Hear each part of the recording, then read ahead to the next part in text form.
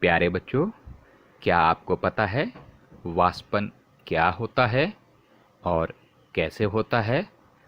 हमारे खाने का नमक कैसे बनता है और संघनन क्या होता है?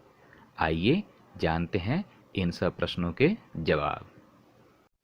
Children, do you know what is evaporation and how evaporation take place?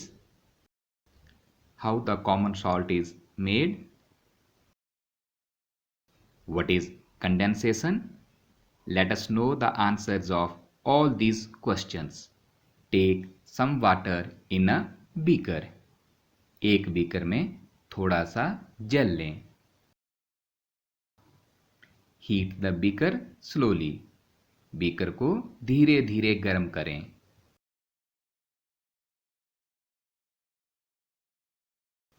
Allow the water to boil. पानी को उबलने दें. If you continue heating, the water will turn into steam. अगर आप पानी को और गर्म करेंगे तो पानी वाष्प में बदल जाएगा and disappear completely, और पूरी तरह से गायब हो जाएगा. एक बर्तन में थोड़ा सा जल लें. Take some water in a bowl. इसमें 2 से 3 चम्मच खाने वाला नमक मिला लें. Add some common salt to it.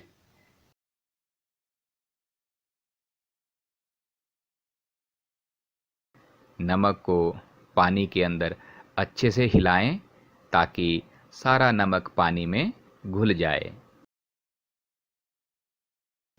Mix it very well so that salt disappears completely.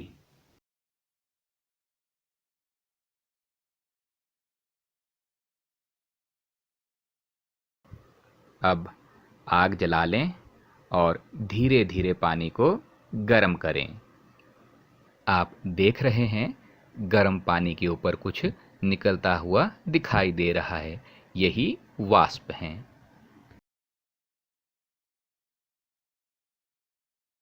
जल को उसके वाष्प में परिवर्तन की प्रक्रिया को वाष्पन कहते हैं. जहाँ पर जल होता है वहाँ वाष्पन की प्रक्रिया लगातार चलती रहती है. चाहे ये घर में रखा जल हो, नदी नाले में हो, समंदर में हो या कहीं और हो, वाष्पन की प्रक्रिया लगातार चलती रहती है. The process of conversion of water into its vapor is called evaporation. The process of evaporation takes place continuously wherever water is present.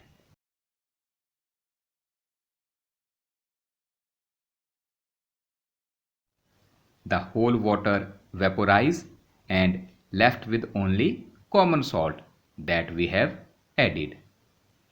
लगातार वाष्पीकरण से सारा पानी वाष्प बनकर उड़ गया और बर्तन में देखिए क्या बचा है.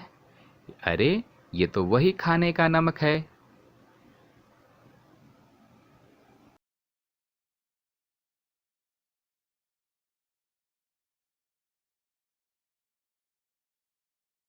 Sea water contains many salts mixed in it.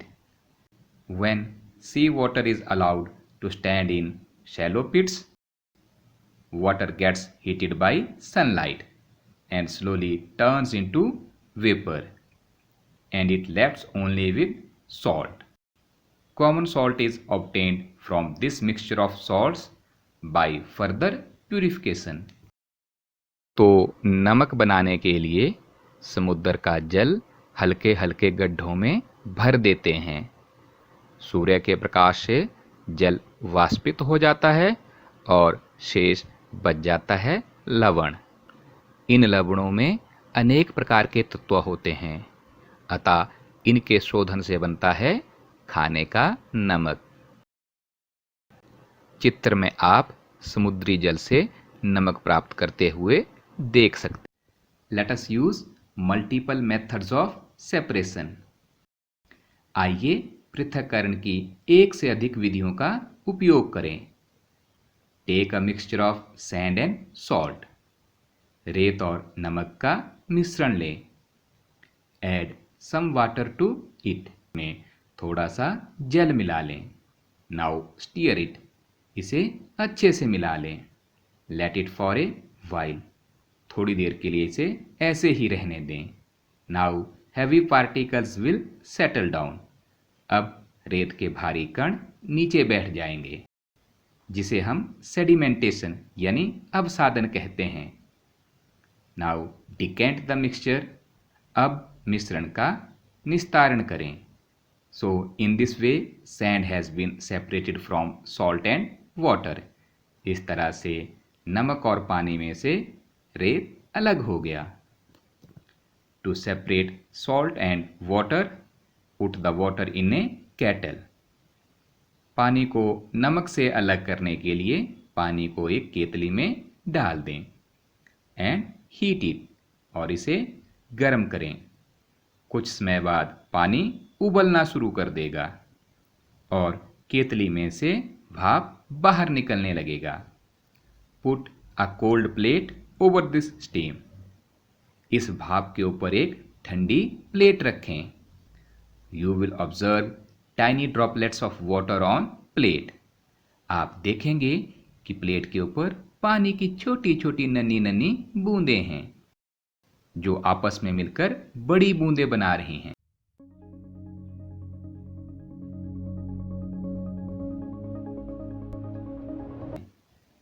The process of conversion of water vapor into its liquid form is called condensation.